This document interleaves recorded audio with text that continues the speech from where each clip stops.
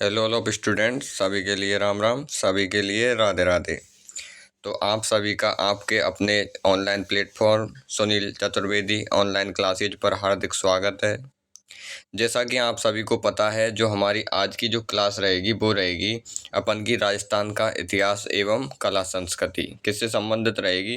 राजस्थान का इतिहास एवं कला संस्कृति से संबंधित अपन की क्लास रहेगी, जिसमें क्या है कि अपन राजस्थान की जो भी इतिहास से संबंधित क्वेश्चन है, यानी कि वे क्वेश्चन जो कि एग्जाम्स में ज़्यादा नहीं तो 2 से 5 बार आते हैं और वो हमें याद नहीं होते हैं, उन पे रिट लगाई जाती है।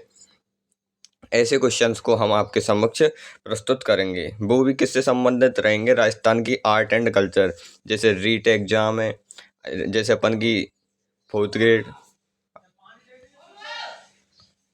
हाँ अच्छे से समझ में आ गया होगा कि हमारी जो चर्चा रहेगी वो राजस्थान का इतिहास एवं कला संस्कृति से रहेगी।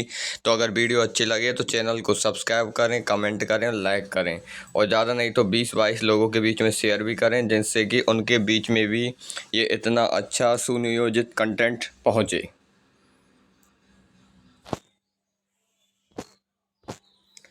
तो स्टूडेंट्स, आज हम पढ़ेंगे राजपूतों की उत्पत्ति, यानी इतिहास से हम स्टार्ट कर रहे हैं। राजपूतों की उत्पत्ति कैसे हुई, कहाँ से हुई, इसके बारे में हम अध्ययन करेंगे और आपको अपन का चैनल सब्सक्राइब करना, लाइक करना, कमेंट करना। तो हमारा जो पहला क्वेश्चन रहेगा वो कौन सा क्वेश्चन रहेगा अपन का पहला, कि जो राजपूत काल कहलाता है, यानी कि एग्जाम में क्वेश्चन उठता है कि जो राजपूत काल है वो कौन सा काल है।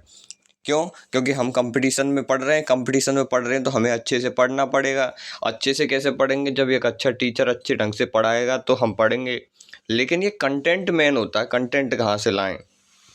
तो समझ रहे हो कि नहीं? तो जो हमारा राजपूत काल कहलाता है वो कहलाता है अपन का 7 से जो 12वीं सदी होती है। कौन सी? 7वीं सदी से जो 12वीं सदी होती है वो अपन का राजपूत काल कहलाता है। अति महत्वपूर्ण क्वेश्चन है। जो हमारा अगला क्वेश्चन होगा, यानी कि चीनी यात्री हैंसांग किसके काल में आया था? यानी कि एक यात्री था, कौन सा?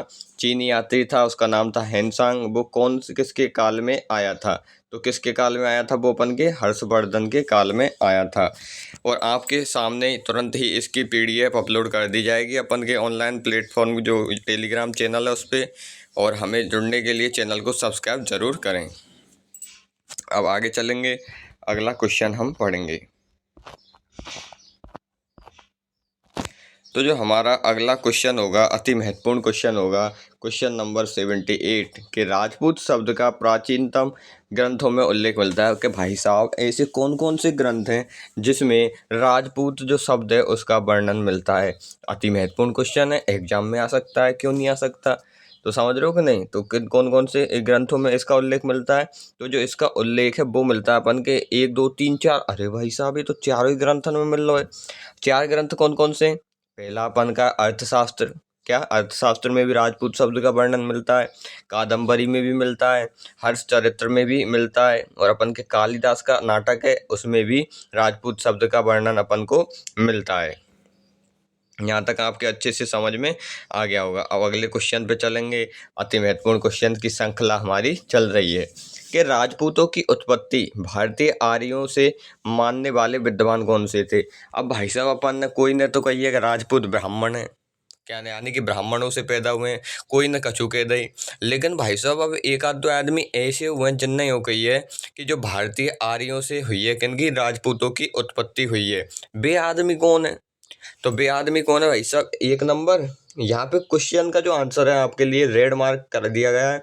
समझ रहे हो कि नहीं? तो अपन का जो कौन है, एक तो GH ओझा यानी गौरी शंकर हीराचंद ओझा जी हैं।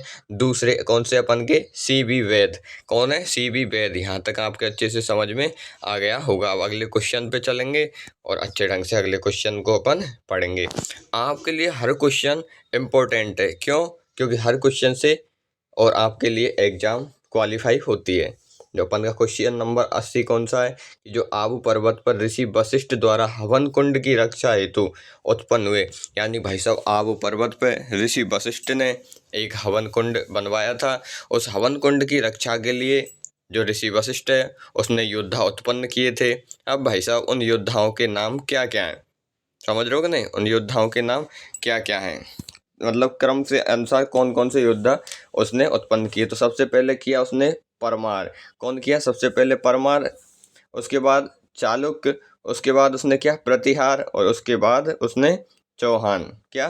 पर अपन के परमार, फिर चालुक्य, फिर प्रतिहार, फिर चौहान उसने उत्पन्न किए। किसने? ऋषि वशिष्ठ ने। बहुत ही अच्छे क्वेश्चन चल रहे हैं जिन्हें आपके लिए पढ़ना अति आवश्यक है। ये क्वेश्चन 101% एग्जाम्स में घूमते हैं और हम उस टाइम पे चुपचाप बैठ जाते हैं। क्यों? क्योंकि अपन तो मोड़ होते फाड़ेंगे, सो दिया अपन को रहेगी नहीं। क्वेश्चन नंबर जो अपन का 81 है, कौन सा?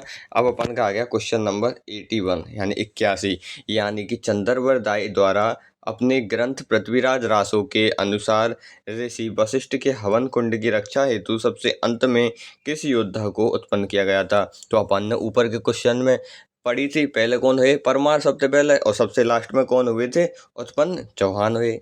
कौन हुए सबसे अंत में और सबसे लास्ट में? अपन के चौहान उत्पन्न हुए थे। यहाँ तक आपके अच्छे से समझ में आ गया होगा।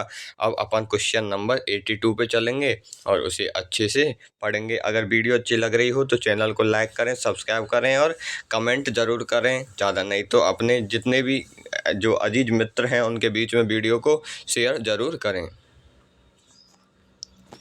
क्वेश्चन नंबर अपन का आ गया 82। क्वेश्चन नंबर 82 अपन का क्या है कि गुहलों की उत्पत्ति नागर ब्राह्मणों से मानने वाले, क्या?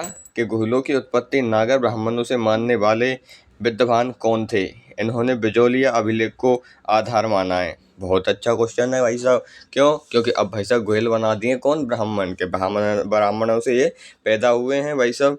तो बिजोलिया अभिलेख को आधार माना है। तो ऐसा कौन सा व्यक्ति था जिसने ये बोला है? तो कौन थे वो? D.R. भंडारकर। कौन थे?